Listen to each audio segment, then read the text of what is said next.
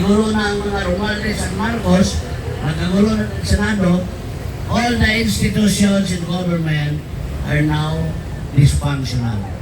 Ano yung gawin natin? Tayo man ang gobyerno, tayo man ang taong government, tayo man ang nagdadal sa kanila, tayo man lahat. Bakit sila nandyan? Ano ang antayin natin? Ha? Dysfunction natin gobyerno. Dysfunction meaning to say, wala na nag-function. Kasi, hindi na sila naniwala sa atong saligang batas. Sino bang gumawa ng saligang batas? Diba tayo? We ratified the Constitution because we are the sovereign people of this country. We are the Filipinos. We ratified the Constitution. Tayong gumawa. Huwag ginawa ng mga loko-loko yan. Ha? Ginali na nila ating Constitution. This is no longer rule of law, but rule of man. At sino yun? Sa pamumuno ni Bangag BBM. So bakit ipatagal pa natin sila? Ha? Magsalita, utang-utang na nga eh. Matagal kung anong gusto na salita. Para kaya na, sobra na. So sana mga Pilipino, kung mapaalis natin ang Ama, bakit hindi natin mapaalis ang Ama? Ama! Bakit? Destiny naman nila yan eh. The only two presidents in a family na nagkamali sa bansang ito ay mga Marcos lang. Mga Marcos, from the father to the son, talagang di-destroy this country. Sila ang nagpadubog sa ating bansa. So sana, kung mapaalis natin si mga Noel Marcos, ever and ever again in this country, then we will have to start over and over again.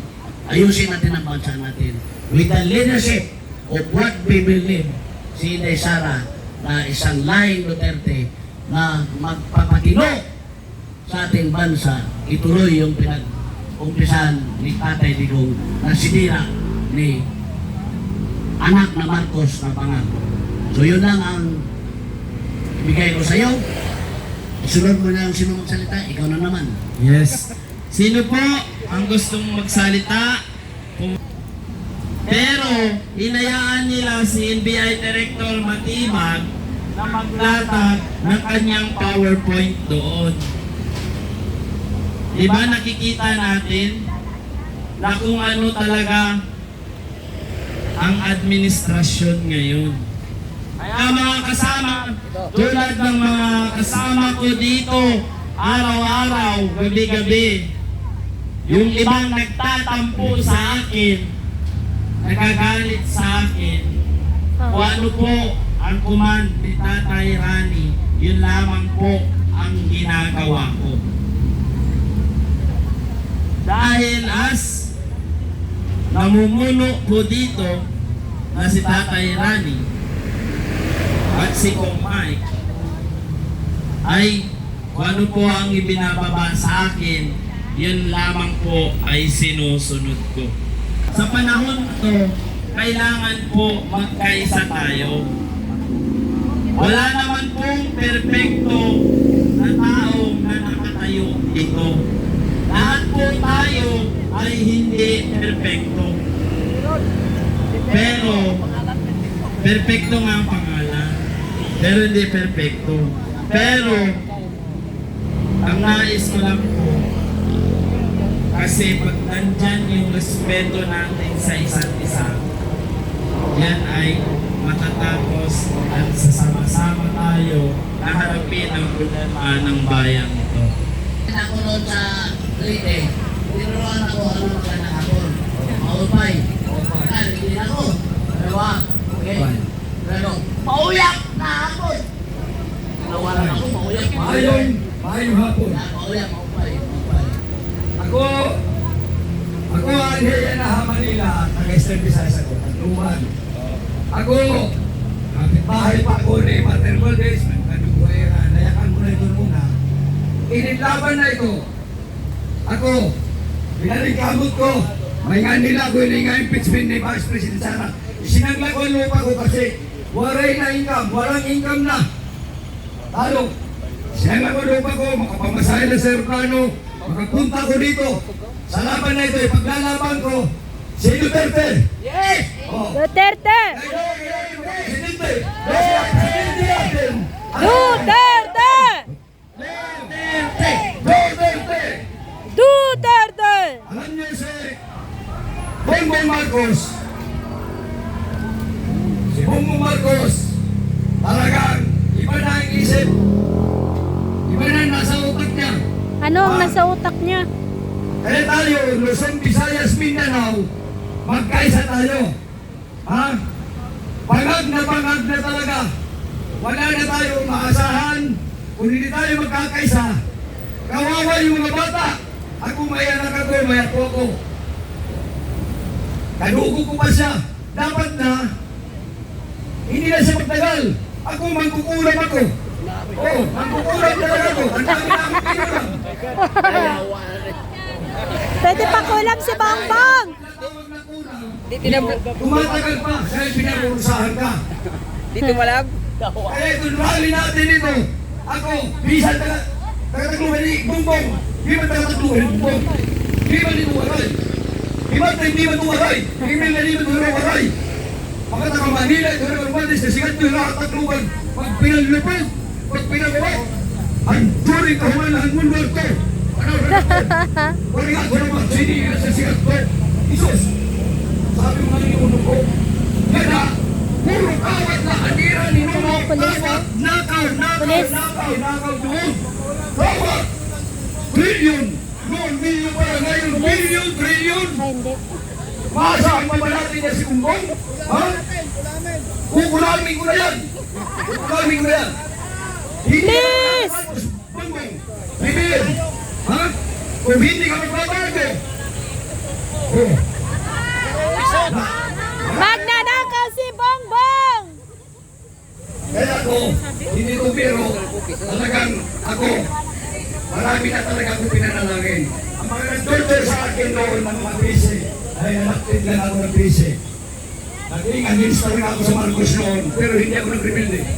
Hindi ako naging komunista. Ano sabi? Sa kulungan ako, tumagal, 14 years. Ha? Huwag mo din kaso ko, Bongbong Marcos, huwag mo nang parusahan yung mga Pilipino. Ha? Ikaw na dapat magpusa ka na. Ha? Magpagamot ka muna. Magpa-hospital ka muna. Ayusin muna yung utak mo. Nakabalagpag na yata. Imbes ka kayo may kasalanan. Kayo may kasalanan. Ituturo kay Duterte. Puro Duterte. Ha? Bongbong. Alam ko na yan, laro na yan. Kaya ako, presidente ako ng gang. Ha? Davao, Piel Colune. Naghari ako doon. Alam ko ang pagka-presidente. Kapag ikaw isang magnanakaw, ililibing ka talaga ng buhay. Doon sa loob ng kulungan. Kaya, ikaw hahantong pa tayo ano? Marami kayong magkukulong. Kahit anong gawin niyo mga pintilo dyan, mga tolpo na yan, mga siyaro na yan, mga inaro ninyo. Darating ang panahon, hindi na magtatagal. Tao ay magtatanggal sa inyo, kaya kami ang naglalay sa inyo. Ha? Kami ang nakapulit sa inyo. Masyado kayong nakahari-harian. Yan, nalagay lang kayo dyan sa upuan na yan. Hindi sa inyong upuan yan. Pinahiran lang yan sa inyo. Kaya, galit na ang buong Pilipinas. Hindi kami mag-aaway ang Kristiyano at saka Muslim. Hindi na kami mag-aaway ng katulad ng ginawa na tatay mga pinapag-aaway ang Muslim at saka Kristiyano. No! Nandoon at suwal ako. Kitang-kita kung araw. Maraming nagyudo. Pulis. Philippine Supply Forces. Maraming nagyudo. Duterte! Ikaw, Bongbong, wala ka naman, wala na kami maasahan sa'yo. Magpagamot ka muna ang pinaka-medibest para hindi nahantong tayo. Hindi ka na kulamin. Baka makulang ka talaga, may sakit ka pa naman. Kaunting ano ka lang, kaunting pindot ka lang. Alam ko na, hindi lang isang daan yung pinulang ko. Oh, hinulaan na kita, Bongbong. Hinulaan na kita. Ako ang manhuhula. Ang mga ninuno ko na hindi namatay during massacre ng Amerikano sa panaghigan ng Samar. Ang buhay ni Nuno ko, iniwan sa akin. Bongbong, may dugo pa ako sa iyo. Pero I'm not. Talagang ayaw ko talaga sa mga Marcos. Ha? Ayaw ko. Dahil yung utak niyo mga baliktad. Ang walang kasalanan, bibigyan mo ng kasalanan. 125 million, nagkasala. Ano naman sa sakura? Ha? Tapos ikaw, billion. Ha? Pinagbigay mo sa mga ano? Sa mga congressman, sa mga senador, sa mga kay Trillanes, mga aso na yan. Babalatan ko yan ang Trillanes na yan. Ako po ni Sara, babalatan ko yan sa Davao Penal Colony. Ako ang hari doon. Mga Muslim doon, mga gusto, mga hari, sumusunod sa akin. Dahil ako, during that doon ako, kinatakutan ako talaga ng Davao Penal Colony. Kung hindi si Digong, back to Manila ka, papalayain ka. Pinalaya ko para wala ng gulo. Talagang araw-araw ang patayan sa Davao. Nandun ako. Ako si Commander Lagati. Ang Davao. Commander Lagati. Kaya ikaw, Commander Bumbong. Lagati. Trillanes, pag makulong kita, kahit wala akong kasalanan, magpapakulong ako. Hindi ako ang kasalanan. Papalatan kita doon sa loob ng Davao Penal Colony. Ikaw, Bumbong, iyan ang kinuha mo aso. Nagkabali ka. Salot sa Pilipinas na si Trillanes. Lahat ng mga Philippine Military Academy graduate ay nagpalaki sa akin, PMA, mga general, naging general, sa Swisscom. Sa Swisscom ako lumaki. Lower Calarian, Swisscom, sa Utre. Asiyan, Rosalo, tumawid ako dahil nasa doon ang ano ko, stepfather. Kaya, yun so galit na galit talaga ako yan na Trililay. Kasi iyan ang nagpihit sa'yo. Iyan ang hypnotizer, hinipnotize ka. Attorney ba Para yan? pambigay doon sa mga Yan. dahig, Attorney ba yan? $5 dito. Congressman, mga malita. Alam ko yan. Alam ko yan, Bongbong. Huwag mo nang lokohin. Yung mga Pilipino, nandito ako mga pisan mo. Ipakulong mo ako sa ICC. Panayain mo si Digong, ako ni Palit. Gusto ko nga makulong ako? Oo. Pero hindi ako magawa ng kasalanan. Ako ni Palit doon sa ICC dahil mahal na mahal si Digong ng tao bayan. Pilipino. Throughout the Philippines, 90% na nagmamahal sa kanya. Ang hindi na nagmamahal kay Digong, mga Duterte. Dito din. Yung mga adik, ha? Yung mga hindi nagbabago. Ako, kriminal ako doon. Pag sabi ni Digong, umalis ka dito, pumunta ka ng probinsya, pumunta sa Manila, doon ka magbagong buhay ka. O, nagbagong buhay ako. Ano na buhay ko? Ang mga anak ko, kauntar, kung naudi. Ha? Kaya, Uyot. salamat, Ate Digong. Born, tunay kang awaray. Si Digong, born yan ng 1945 sa Humility. Ha? Lumuwas sa Davao. Mapagmahal si Tatay Digong. Pera de Rodrigo Duterte. Wala nang nahating ko na naging presidente. Throughout the world na. Inalaban ko. Kaya yung susunod na anak, lalo na si Sara, wala kayong kalaban-laban. Isin na laban ninyo. Si Lini, si Lisa, kahit sino. Kahit sa beauty contest. O beauty and brain contest, inalaban ko si Sara. Kahit sa suntukan. Sa suntukan boxing, nalaban yun. Si Sara. Ha? Iyon ang inaano ko. Ano mo naman, nag-aano ka ba ng kung-nas para magkagulo yung bansa? Ha? Ako, handa ako magpabitay. Ngayon, right now, palayain mo na si Digong. Pupunta ko sa ano ko sa ICC. Ha? Kawawa naman yung matanda. 81 years old, hindi na makalakad. Hindi mo alam Bongbong Marcos ang kalagayan doon ng mga kakaibang bansa ng mga ano yan, mga Preso. white, mga ano yan, hindi yan nagmamahal ng mga Pilipino. Dapat, pag dito yan ikukulong, may umakas tayo na nasa hospital arrest. Oo, ayun ang nagagalitan ko, number 1 ko nagagalitan ko. Kahit si Digong, isa akong leader, marami akong leader. Pag hindi ka umalis dito, Hanggang mawawala ka. Umalis ako. Ah, Umalis ako. Sa Davao. Kasi magandang hangarin niya. Salit, buong Pilipinas, Kristiyano sa Muslim, Luzon, Visayas, Mindanao, Pilipino, magkaisa tayo sa maayos na paraan sa pag-iusap. Ha? Yung hindi lang nag-aaway ang mga sundalo, ang mga Kristiyano sa Muslim, hindi na nag-aaway dito.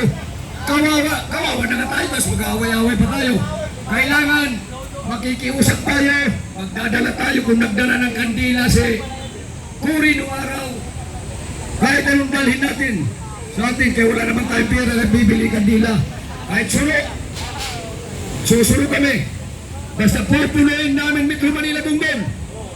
Darating na ang panahon. Pagkatunawagan, I am a leader, I am a president. Ha? Dan, nananawagan ako sa Pilipino. Ha? Bongbong Marcos, huwag mo nang antayin. Mamamatay ka, kaya may sakit ka na. Kasi pagkaagawan yung pisto mo, baka yung anak pag-ano mo, pag-ano ka ba ng kunas, simple, pag-ano ka, kaya may sakit ka na. Huwag na nga, kawawa na ang Pilipino. Marami nagugutom. Ha? Di ba niya ko? Ikaw, kahahalot mo na ang damog mo. Mga waray-waray doon, nagugutom sa waray.